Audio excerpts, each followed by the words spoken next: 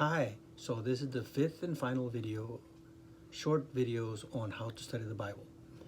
These are not technical or exhaustive ways to study the Bible. They are simple but can be very nourishing and greatly encouraging for our souls.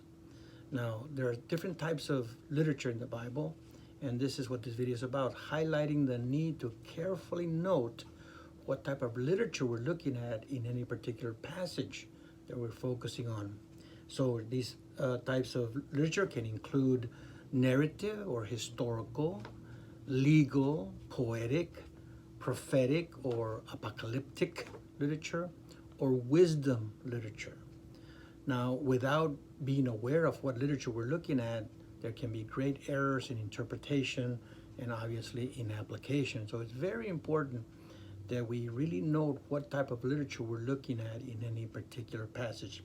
Now, for instance, for narrative literature or historical literature, sometimes we can take a note of the setting and have what I call sanctified imagination. You have to think in terms of what the characters were feeling, thinking, seeing, smelling, what was going on, and kind of have an imagination. Obviously, it needs to fit the text.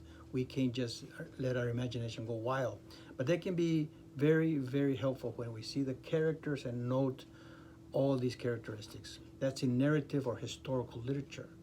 For legal, like Leviticus, Deuteronomy, look for precise and technical language that is written down in binding forms. This we have today with marriage license or property transactions or what have you. And going back to narrative, you can see Genesis, Exodus, Matthew, John, Mark, Acts. All those are narrative or historical pieces of literature. Then there's poetic literature, like the Psalms.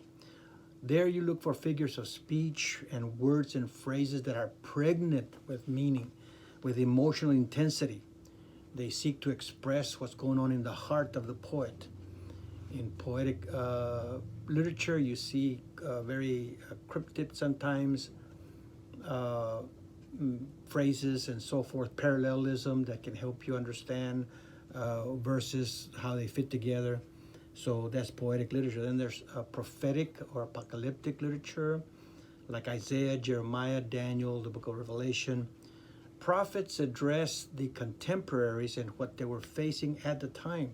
So when we read prophetic literature, we need to look at the setting, what were the moral issues, and the prophets were just bringing down steely truth from God that can sound so harsh. But once we understand the moral issues they were addressing, we can say, well, what are the similar or the exact same moral issues that we're facing and needing the Word of God to come bear on those issues? Then there's wisdom literature, the book of Job, Proverbs, Ecclesiastes. Wisdom literature has many general principles for living life, applied theology, practical theology, that also has a lot of parallelisms in wisdom literature. But again, some of these people, when we are not aware that it's wisdom literature, we can misinterpret and misapply. So be aware if it's wisdom literature.